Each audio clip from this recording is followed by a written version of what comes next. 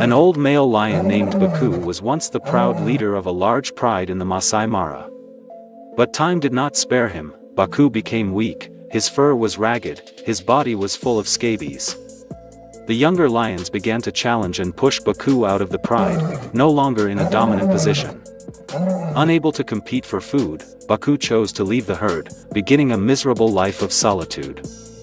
It wandered through the yellow grasslands, hungry but no longer as energetic as before.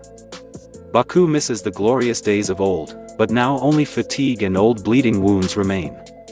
Every step became heavy, every morning waking up was a challenge of survival for it. Baku tries to stay away from stronger species, only hoping to find small, weak prey to survive. But his teeth were worn, his reflexes were slow, and his claws were no longer as sharp as when he was young. It growled low in its throat, a roar that was like a reminder to itself that it was still alive. One misty morning, Baku saw a fawn lost in the meadow. It crept along, hiding in the bushes, trying to summon its old hunter instincts. But when Baku rushed out, the fawn was faster, shooting away like the wind.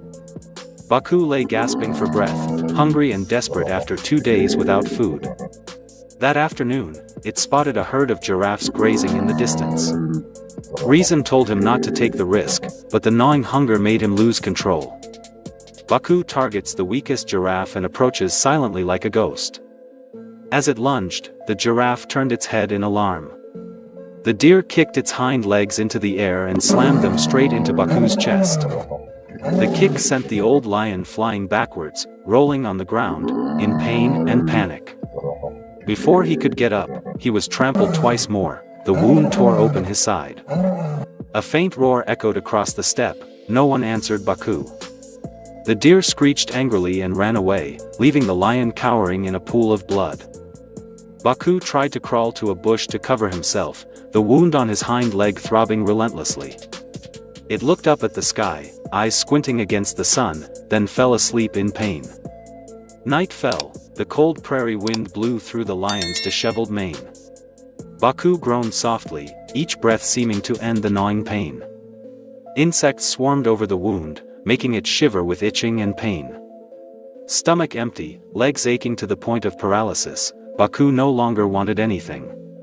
But the survival instinct still arose, making it try to stand up early the next morning. Baku dragged himself heavily out of the meadow, towards the nearby asphalt road.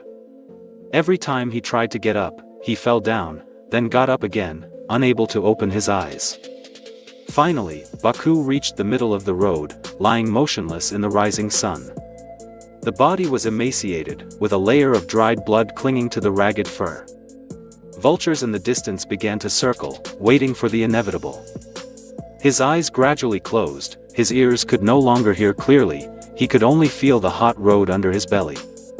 Then Baku passed out, completely exhausted, leaving his fate to decide. A man rode his motorbike across a deserted road in the middle of a field of yellow grass. From afar, he saw a large shadow blocking the road, thinking it was the corpse of an animal. As he approached, he was shocked to see that it was a lion gasping for breath. It opened its eyes to look at him for a second, then closed them again in exhaustion. Not daring to go near, the man pulled out his phone and called the ranger center. He provided the coordinates and the lion's condition, then stood guard and waited anxiously. 30 minutes later, 2 rangers named Joseph and Malik showed up. Both wore green uniforms, carrying stun guns and basic first aid equipment. They cautiously approached and realized it was an old lion that was very badly injured. Joseph took pictures of the scene, while Malik gently shot a tranquilizer into Baku's left shoulder. The lion fell asleep soon after, breathing slow and heavy. The 2 men quickly used a stretcher to lift Baku into the rescue truck. The car sped to the medical center in the Masai Mara Reserve. Here, the veterinarian is waiting with resuscitation equipment and antibiotics. Baku was taken into the operating room, where bright white lights illuminated the deep wounds. Doctors cleaned out the pus, stitched the skin, gave the lion an IV and painkiller. A nurse gently named it, Baku, the survivor. After 3 hours of surgery, Baku was taken to the isolation ward with his body bandaged everywhere. Its front arms were wrapped in white bandages, and its hind legs had large red bandages taped to them. Baku was given intravenous fluids for several days, with his heart rate and body temperature constantly monitored. Even though he was old, his heart still beat strongly, as if refusing to surrender to fate. Joseph returned to visit every day, his eyes tender as he watched the lion that had once been considered near death. A week later, Baku was able to stand up by himself, walking slowly in the small courtyard of the medical room. The staff set aside a semi-wild area for it, where the old lion could live in safety. Here, Baku does not need to hunt. Every day there is a preset meat ration. No more fighting, no more pain, it just needs to live out its final years in peace. The scars left on its body are testament to its resilient journey of survival. Children who come to visit all stand silently before the bold lion with admiring eyes. A sign is posted outside the area, Baku, living symbol of resilience. Joseph and Malik took turns feeding it, monitoring its health, and talking to it every afternoon. Every time he heard familiar footsteps, Baku would raise his head and growl softly with confidence.